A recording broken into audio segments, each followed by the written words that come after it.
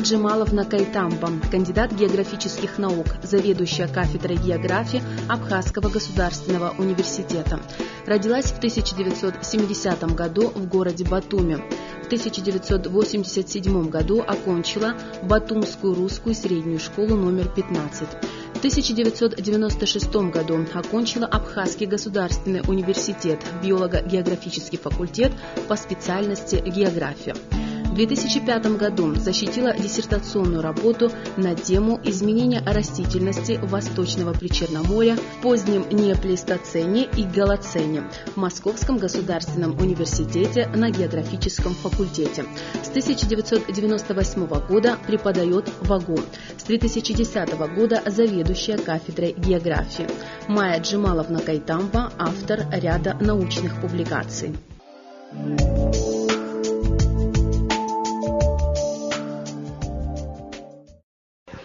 Я рада видеть вас, Майя Джамаловна, в нашем проекте «Кафедра».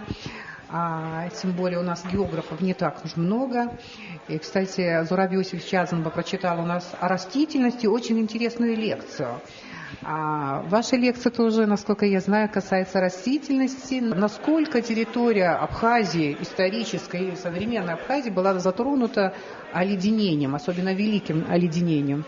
На территории Абхазии фиксируются оледенения, которые были свойственны, например, для территории Альп, но особенно зафиксированы следы последнего Вюрмского оледенения. Затронуты были только верхние части гор, и происходило смещение растительных поясов к югу.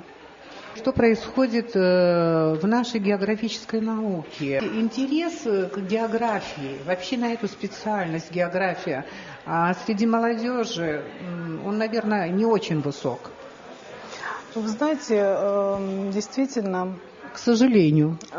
К сожалению. Вот наша кафедра географии, она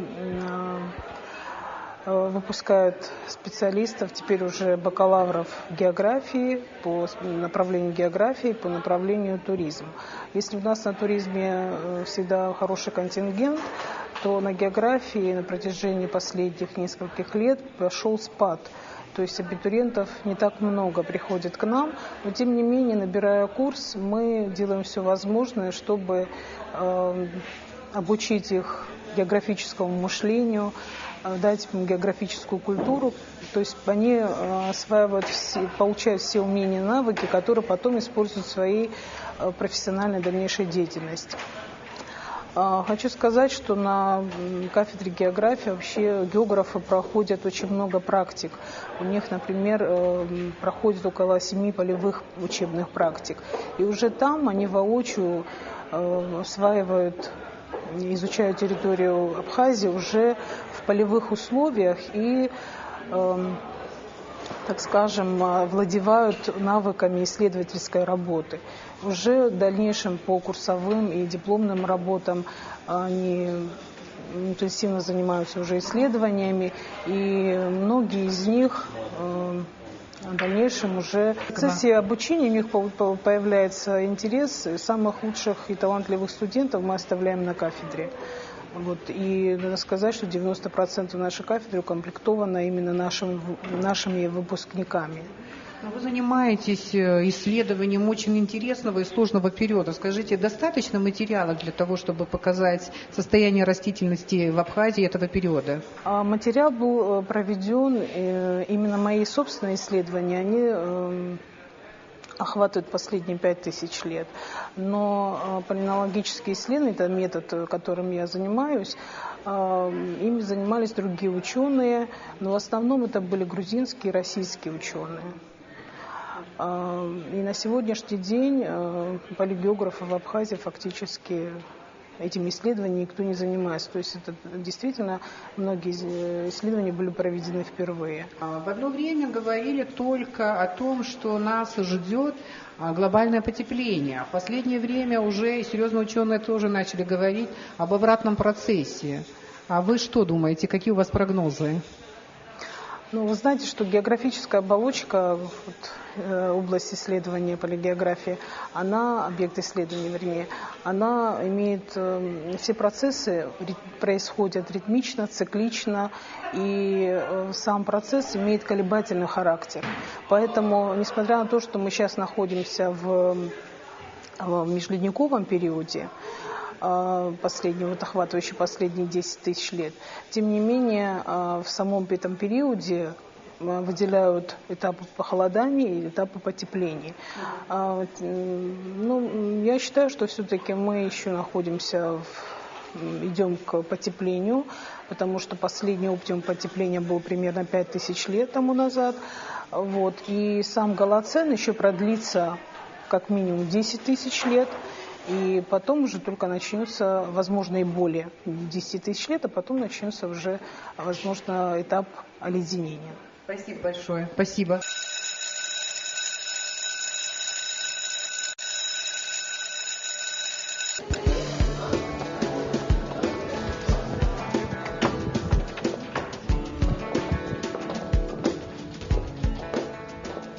Добрый день, друзья. И снова кафедра лекции на Абхазском телевидении. Гость нашей программы сегодня – кандидат географических наук, доцент, заведующая кафедрой географии Абхазского государственного университета Майя Джемаловна Кайтамба. Тема сегодняшней лекции – изменение растительности Абхазии на протяжении последних 140 тысяч лет. Понимание современного состояния географической оболочки и тенденции ее развития невозможно без исторического подхода к изучению ландшафтов. Следовательно, наука география, она наука историческая.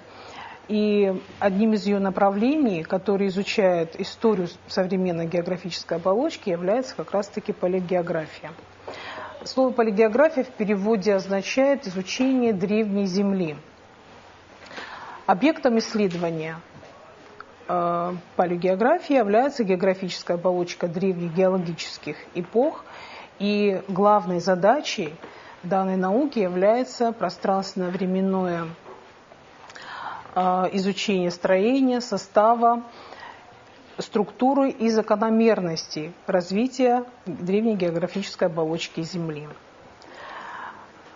Палеогеографическая наука, она призвана не только выявлять общие закономерности развития географической оболочки, но и выяснять происхождение любого явления или свойства географической оболочки, определять время образования, то есть возраст, и устанавливать основные этапы формирования. Согласно основателю палеогеографической школы Московского государственного университета, академику Константину Константиновичу Маркову, девиз палеогеографии звучит следующим образом: от настоящего к прошлому, от прошлого к настоящему и будущему, и означает, что познание прошлого мы можем сделать посредством настоящего, а настоящее и будущее посредством прошлого. Отсюда получается, что из этого девиза, что самая главная цель палеогеографии – это географический прогноз. Особенности палеогеографии заключаются в следующем.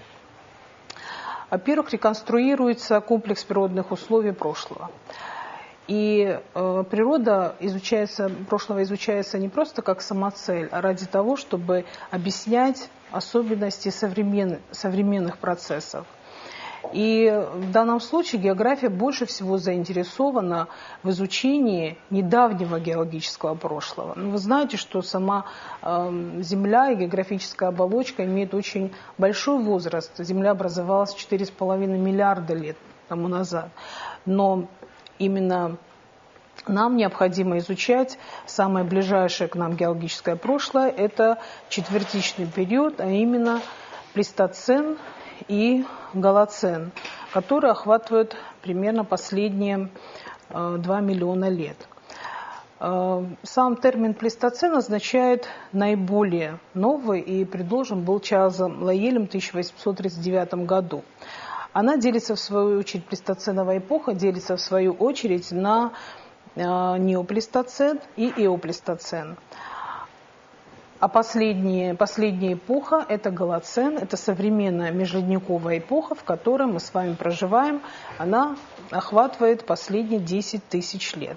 Несмотря на то, что плейстоцен это охватывает достаточно непродолжительный период, и тем не менее это очень важный, естественно, исторический период, потому что в это время произошли очень важные процессы, которые охватили особенно северное полушарие, и в это время сформировался современный лик Земли. И все компоненты географической оболочки испытали очень серьезные коренные преобразования. Это рельеф, ландшафты, климат, флора и фауна. Можно выделить несколько черт данного периода, что изменение развития всего комплекса было направленным. В это время наблюдается повсеместное похолодание, но климатические изменения имели колебательный характер, и в основном это выражалось в межледниковых и ледниковых эпохах. А также можно отметить, что в плейстоцене развитие природы носило метахронный характер. Что значит метахронный? То есть все события, которые происходили, они были не одновременны, не синхронны, а происходили в разные, возможно, с разницей, с некоторой разницей, так скажем. Естественно, вот такие глобальные преобразования, они были связаны со многими причинами. Но можно выделить две основные причины. Это внешние и внутренние причины. Внешние связаны с поступлением солнечной радиации на земную поверхность, естественно, сокращением. А внутренние это именно связано с последним альпийским орогенезом, то есть с горообразовательными движениями. Все это в совокупности привело к тому, что в плейстоцене на материке, в данном случае в северной части Евразии, например, и в Северной Америке, начались покровные оледенения. В основном покровное оледенение охватывало умеренные и полярные широты. И здесь центрами оледенения являлись Скандинавский полуостров, Карельский полуостров, север Русской равнины или Восточноевропейской равнины, Полярный Урал. Также ледниками покрывались и горные районы. Это, например, все крупные горные системы, Альпы, Карпаты, Кавказ, Тянь-Шань и так далее. Они были также подвергнуты оледенению. Из-за того, что вот этот гигантский ледниковый купол, он покрывал, как я уже говорила раньше, высокие и средние широты, вобрал большой объем воды Мирового океана. И поэтому во время оледенений уровень Мирового океана, он сокращался, то есть регрессировал. Регрессия – это отступание моря. Примерно на 100-150 метров от современного уровня. И наоборот, в межледниковье ледник полностью сходил, и, например, на восточноевропейской равнине, в оптимум межледниковье, там, где был ледник, произрастали уже широколиственные леса.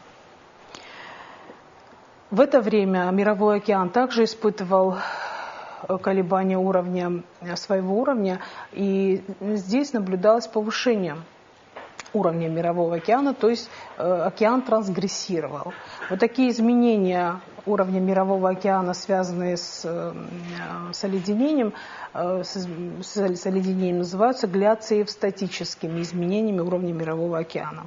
Из-за того, что физико-географические условия прошлого недоступны прямому наблюдению, и сведения о них представлены в виде различного рода следов горных породов. То есть вся информация, которая происходит на Земле, она сосредоточена в горных породах, в осадочных горных породах. И восстанавливаются эти условия уже с использованием палеогеографических методов исследования.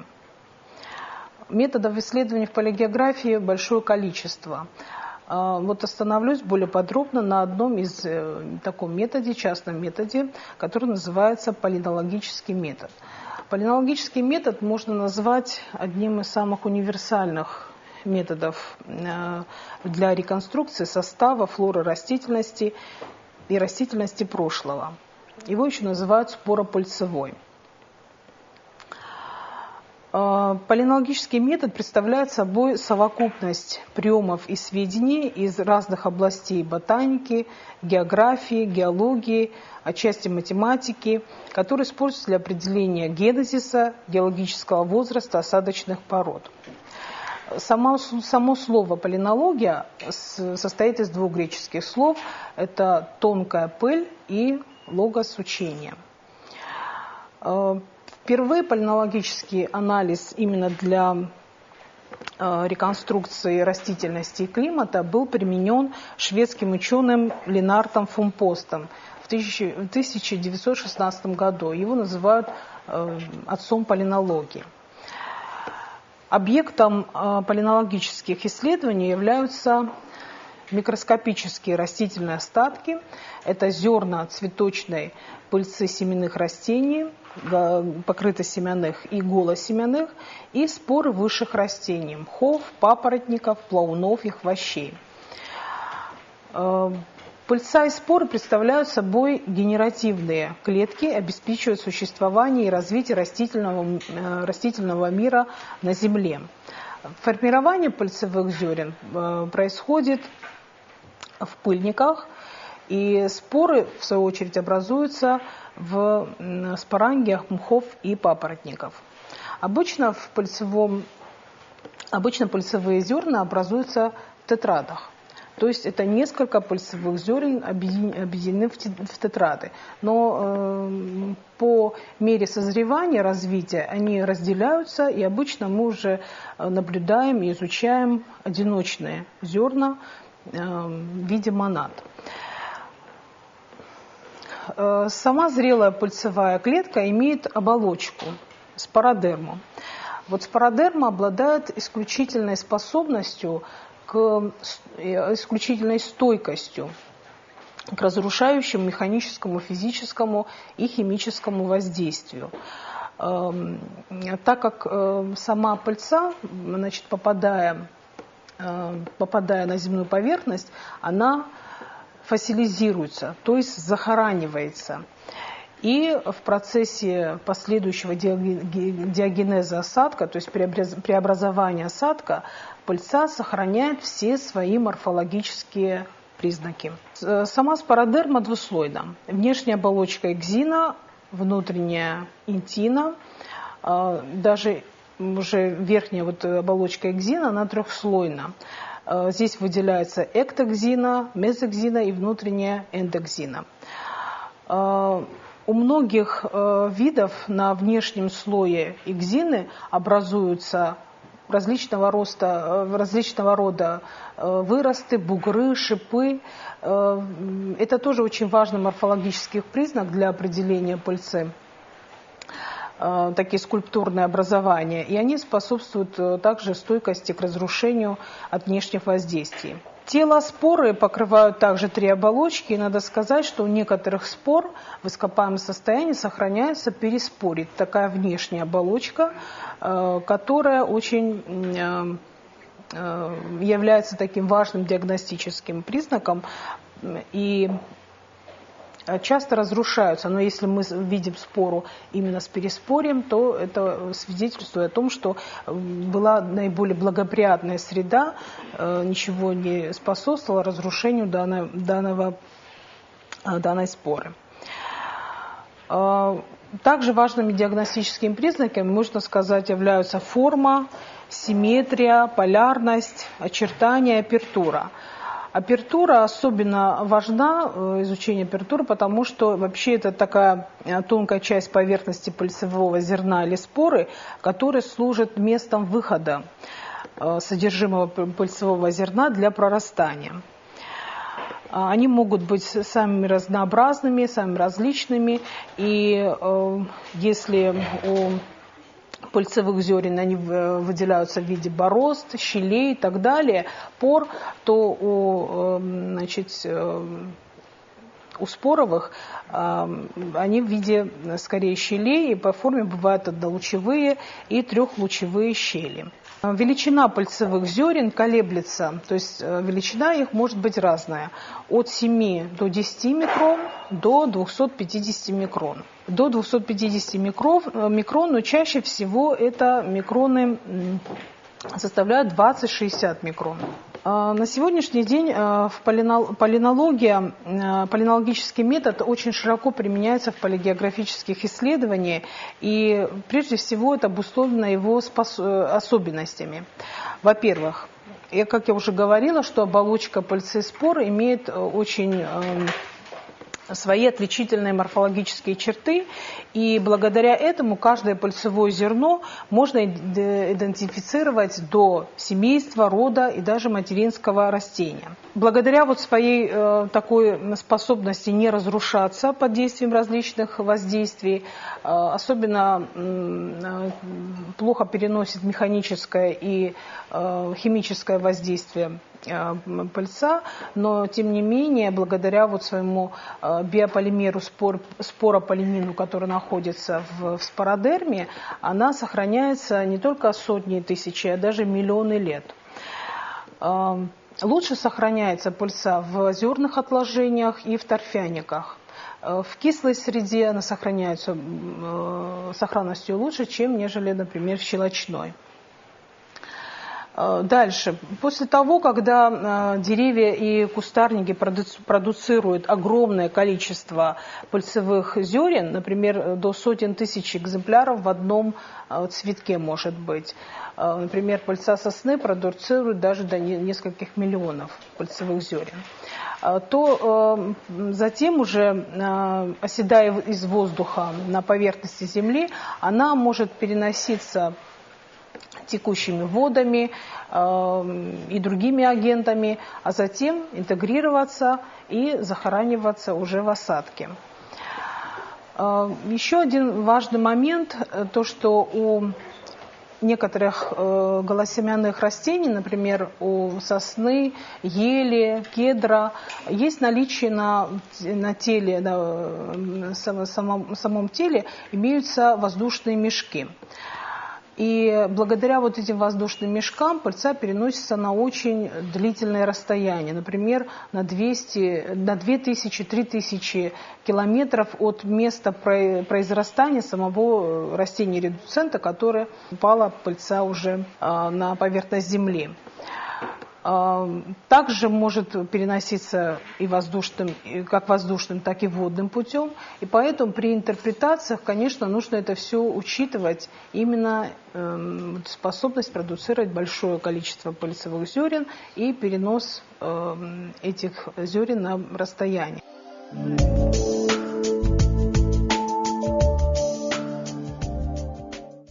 Естественно, когда мы исследуем осадок, то есть подсчитываем все пыльцевые зерна, которые там находятся, но важно также учитывать и другие полиноморфы, то есть другие микроостатки. Это водоросли, грибы, остатки грибов и так далее, потому что они тоже являются носителями информации.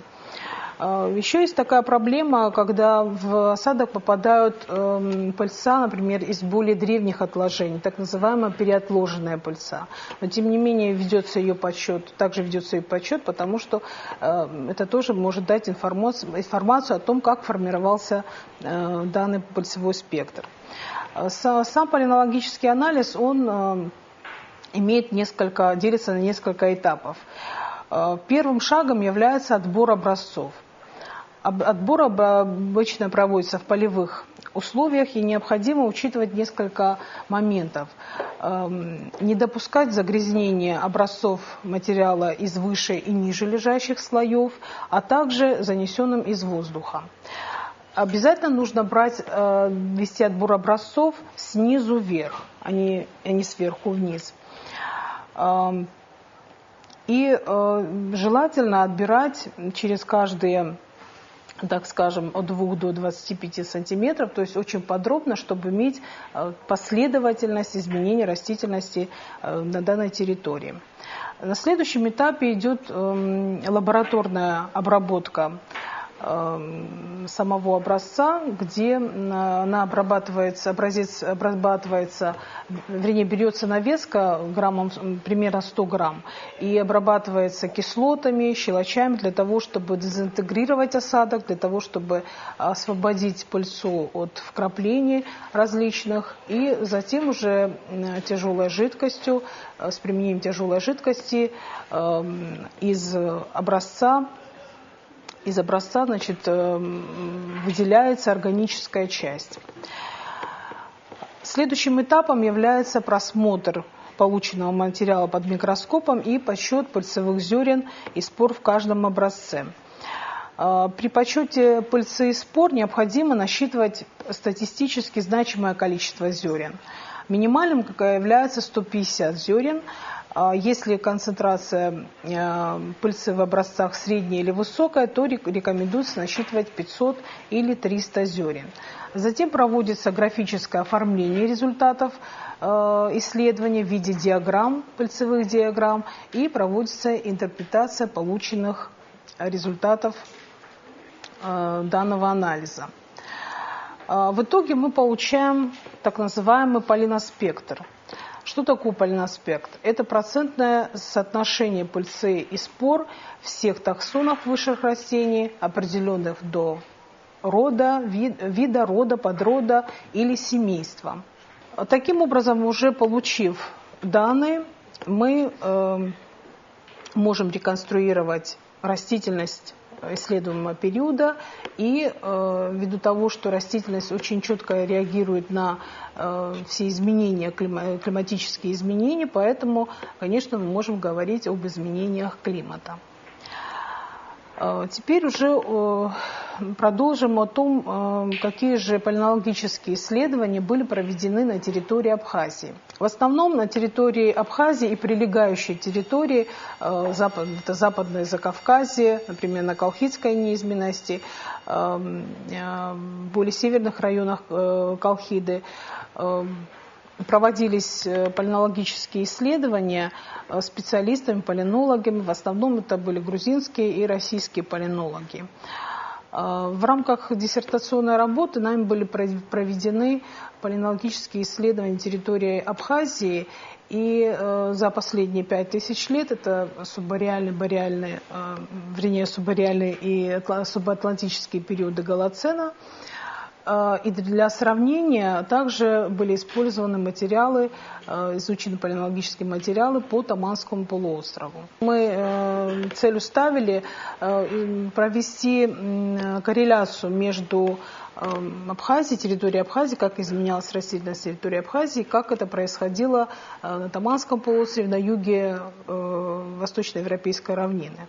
Было интересно проследить вот эти изменения. Начнем с позднего неоплейстоценового потепления, которое началось 140 тысяч лет назад и закончилось 70 тысяч лет тому назад. По совокупности всех палеонтологических данных в это время на территории Абхазии произрастала лесная растительность, и растительность была достаточно теплолюбивая, и по флористическому составу, в принципе, была схожа с современной. Но, тем не менее, здесь произрастали еще такие растения, как кипарис, кедр, акария, которые уже после следующего позднеплейстоценового оледенения уже полностью исчезли. Надо сказать, что позднеплейстоценовое оледенение, или его еще как называют рис-вюрмское, вернее, межледниковье, простите, оно сопоставляется с Микулинским межледниковьем, которое происходило на русской равнине, и Эмским межледниковьем, характерным для Европы. В это время на территории Абхазии, как я уже говорила, естественно, господствовала лесная растительность, и в оптимум межледниковья приморские низменные районы занимали грабовые и ольховые леса. Как же реагировало в это время Черное море? На Черном море у нас наблюдается очень крупная карангатская трансгрессия, потому что крупная карангатская трансгрессия, которая представляла собой очень крупное полигеографическое событие. По оценкам многих специалистов, то есть происходило повышение уровня Черного моря, и происходило оно очень быстро, достаточно быстро, и по сравнению с предыдущим бассейном, регрессивным бассейном, оно превышало примерно даже, возможно, 100 метров. Скорее всего, уровень Карангатского бассейна превышал примерно на 5-7 метров современный уровень. Я уже говорила ранее, что у нас на территории Абхазии Черное море действительно реагировало на межледниковые и ледниковые эпохи. Когда было потепление, межледниковье, тогда уровень Черного моря повышался, а уже в оледенение он, естественно, снижался, регрессировал. То есть регрессия – это отступание моря, трансгрессия – это наступление моря. Следующий этап – позднее плейстоценовое оледенение. Начался он примерно 70 тысяч лет тому назад и закончился 12 тысяч лет тому назад. В это время действительно по всему северному полушарию, почти тем более и также в Абхазии, происходила перестройка растительного покрова, которая вызвана была похолоданием того времени. Полинологами был исследован дзигутский торфяник, который находится на левом берегу реки Дзигута, и это примерно на 80 метрах над уровнем моря он находится. Этот торфяник интересен тем, что он формировался именно в позднее плейстоценовое оледенение. Полинологические данные показали, что в это время происходило, на протяжении этого оледенения выделяют несколько этапов похолодания и потепления уже в рамках данного оледенения. И самым холодным периодами, самым холодным временем это было примерно 20 560 лет тому назад. И по всему северному полушарию фиксируются эти даты в диапазоне примерно 20-18 тысяч лет тому назад. Это самое холодное время, самое холодное, не снежное, а холодное оледенение. Значит, в самые холодные периоды это темнохвойные, пихтоеловые, сосновые леса спускались в предгорья, а широколиственные леса находили свои убежища в горных ущельях и на склонах. То есть та флора, которая характерна для Абхазии, которая сформировалась еще в неогене, вы знаете, что на Кавказе вообще было два центра видообразования, это колхидская и герканская флора. Колхидская флора, она уникальна тем, что на сегодняшний день растительность Абхазии уникальна тем, что здесь находятся реликты. Реликты – это те растения, которые сохранились еще с палеогена и неогена. То есть за многие миллионы лет они не исчезли, сохранились и произрастают в наше время. И тогда, когда были наиболее холодные условия на территории Абхазии, эти растения ушли в ущелья, так называемые рефугиумы, это убежище, можно сказать, где формировался свой микроклимат, и в ущельях, и на склонах этих ущельев произрастали эти растения. после того, как наступили более теплые периоды, то они уже расселялись по всем гипсометрическим уровням.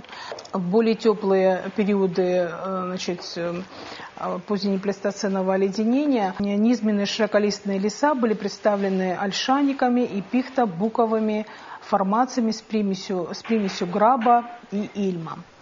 В это время Черное море испытывает регрессивный спад, то есть уровень моря примерно, по данным специалистов, был опущен примерно на 50-60 метров ниже современного. И, скорее всего, это был такой источный бассейн, достаточно минерализован, то есть не совсем был еще незначительным водообменом, но не был пресным. Затем после неоплейстоцена, в конце неоплейстоцена начинается позднее ледниковье. В позднее ледниковье это примерно охватывает 11 тысяч лет тому назад, началось потепление. И на территории Абхазии уже были распространены буково-пихтовые леса, особенно в горной части Абхазии.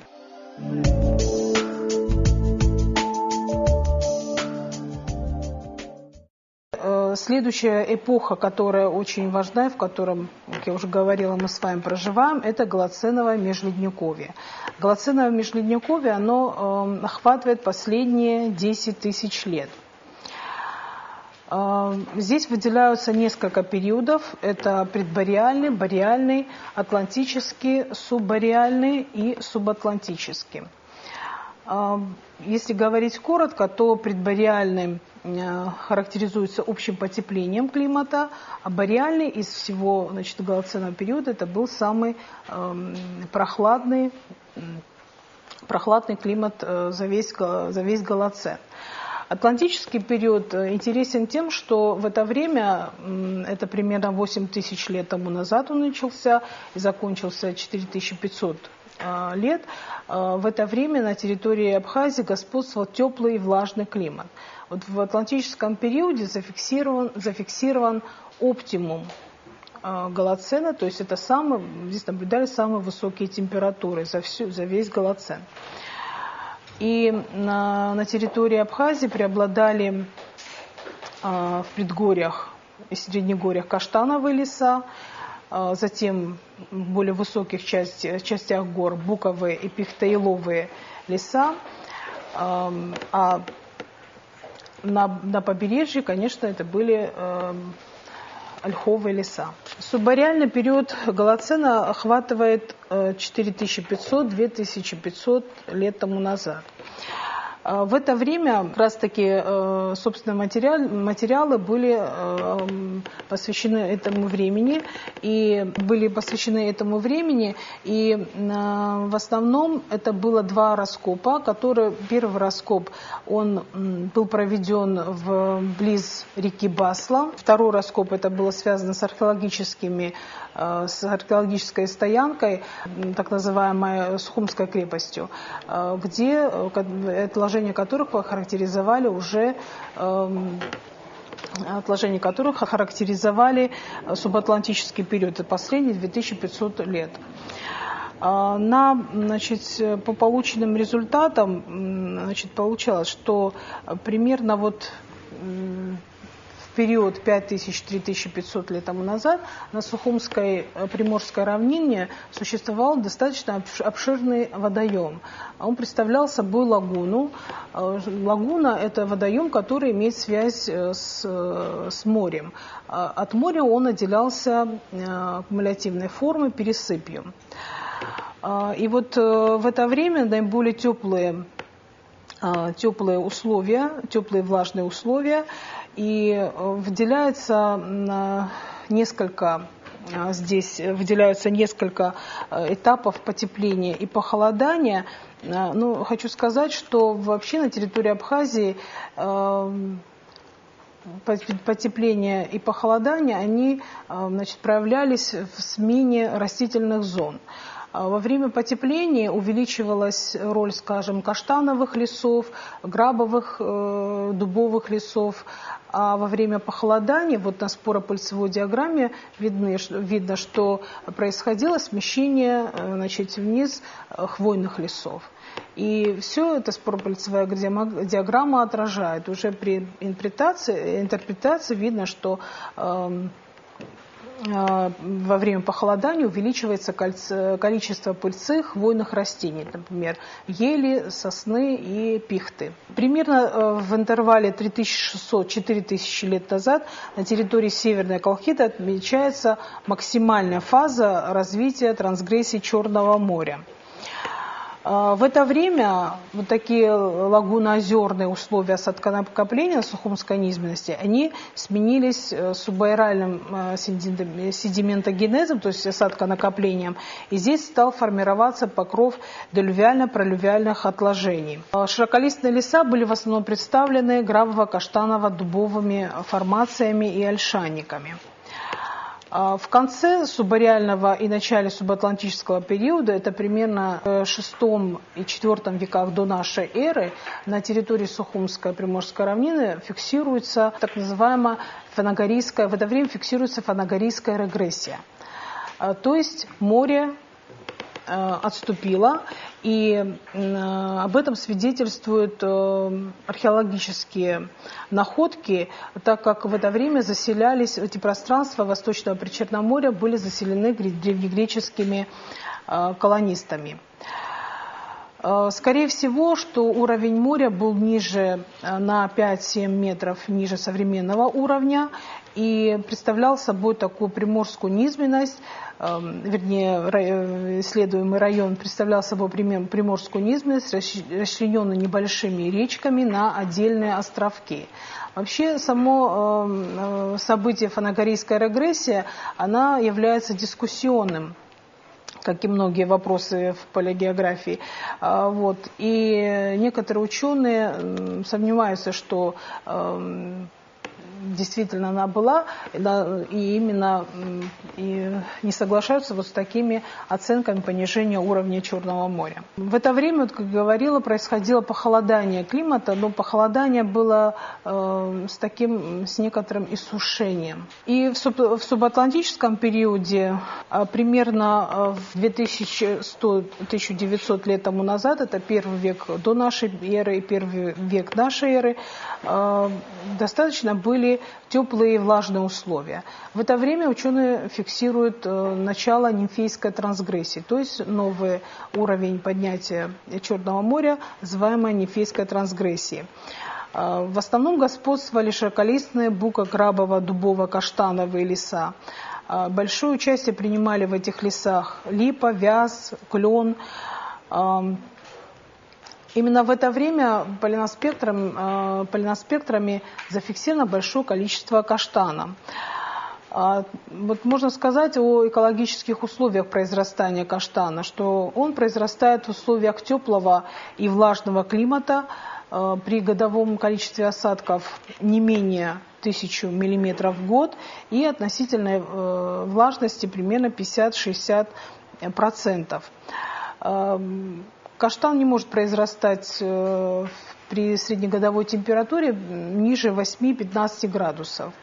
И среднесуточная температура тоже должна быть не ниже 10 градусов. На сегодняшний день нижняя граница каштана, распространение каштана, начинается от уровня моря и поднимается в горы до высоты до 1400 метров. В настоящее время таких чистых каштановых лесов на территории Абхазии почти нет или встречаются очень редко. Чаще развиты грабово-каштановые, буково-каштановые и дубово-каштановые леса.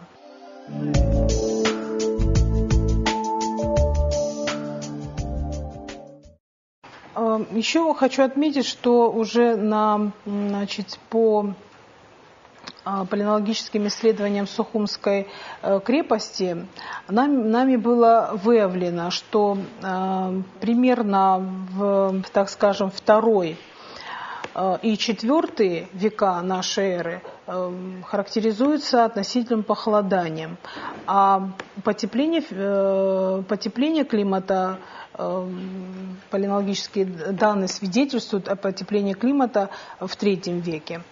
На протяжении следующего этапа, это V-VI века, климат был менее прохладным, чем в предыдущий этап, и доминировали здесь в основном также широколиственные леса из буково-дубово-грабовых и грабинниковых формаций. Вообще известно, что в субатлантический период Голоцена зафиксированы во многих районах, регионах северного полушария зафиксированы малый климатический оптимум, то есть потепление и малый ледниковый период. По тем данным, которые мы получили, малый климатический оптимум действительно фиксируется, но с некоторым смещением во времени, и в интервале примерно 600-200 лет тому назад. А уже 8 и 9 века развитие ландшафтов на территории Абхазии, они характеризовались прохладными климатическими условиями.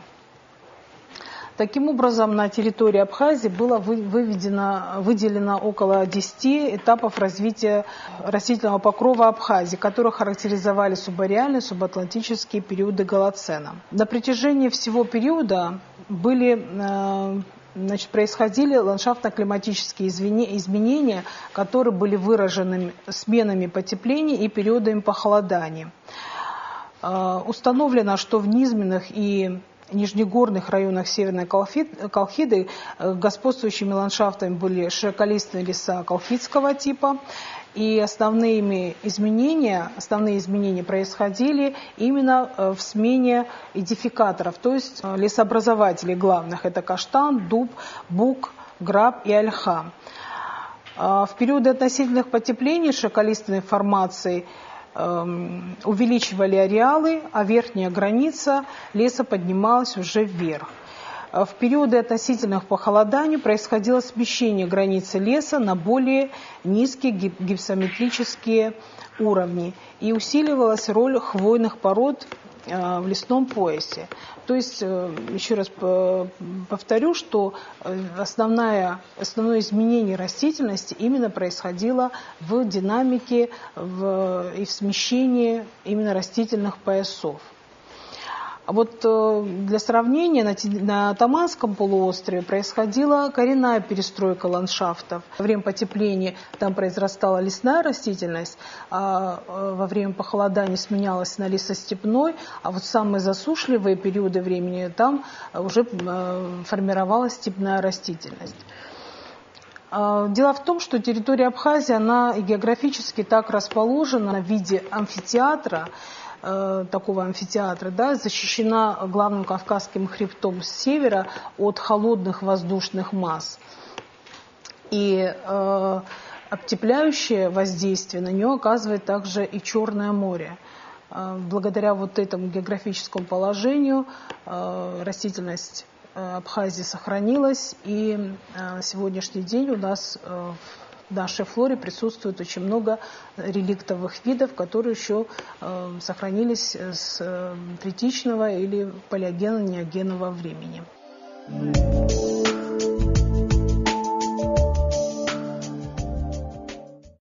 А какие изменения в растительном мире Республики Абхазия наблюдаются на данном этапе развития?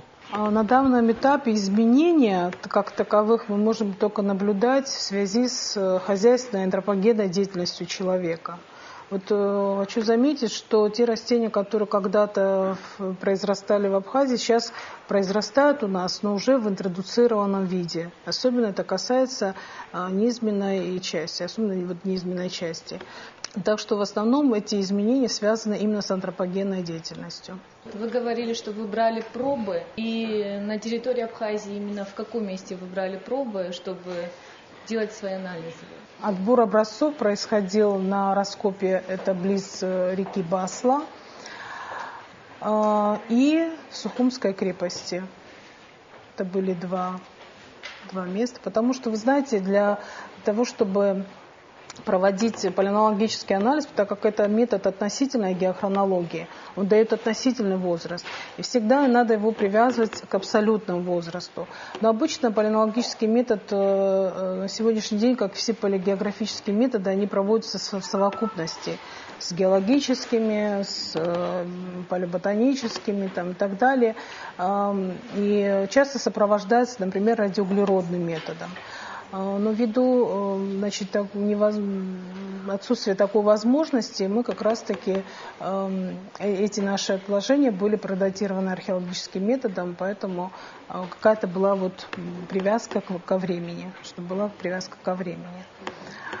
Я еще могу вам рассказать про применение палеонтологического метода в других областях. Это мы говорили о палеопалеонологии, но палеонтологический метод также он используется в разных сферах. Например, существует аэропалеонология. Она изучает пыление во время пыления, так как некоторые пыльцы являются аллергенами и очень плохо влияет на людей и животных. Так, этим занимается, например, медицинская палеонология. То есть изучает время цветения, пыления растений, которые вызывают аллергические заболевания. Существует также и судебная палеонология. Она применяется, например, в криминалистике. Очень важным является направлением мелиссопалеонология, то есть палеонология, которая изучает пыльцу в меде и определяет ботаническое происхождение меда и качество меда. Например, в рамках курсовой последующей дипломной работы мы проводили исследования, именно палеонтологическое изучение медов, которые производят на территории Абхазии. Надо сказать, что мед – это вообще очень ценный и полезный продукт. Очень часто и ценный полезный продукт и достаточно дорогой продукт. Поэтому его часто фальсифицируют. Мы поставили целью выявить способы фальсификации меда именно этим методом. Конечно, мы применяли и органолептический метод, и химический метод, и, естественно, основным был палеонтологический. Приобрели мед в разных точках реализации в Абхазии, на рынках в основном. И что было обнаружено? Что у нас часто бывает информационная фальсификация. Потому что продают, например, эвкалиптовый мед, а он не содержит фактически пыльцы эвкалипта, не содержит. Или ежевичный мед выдают за каштановый или наоборот. То есть очень часто бывают такие информационные фальсификации. Скорее всего, может быть, пасечники и сами не знают, какой мед вырабатывают их пчелы. Затем, при просмотре образцов было обнаружено вообще, что у нас, в принципе, меда хорошего качества. И большей частью они соответствуют своему ботаническому названию и соответствуют качеству. В принципе, вообще Абхазия обладает уникальной медоносной базой. И здесь около 82 представителей 82 семейств являются очень хорошими медоносами.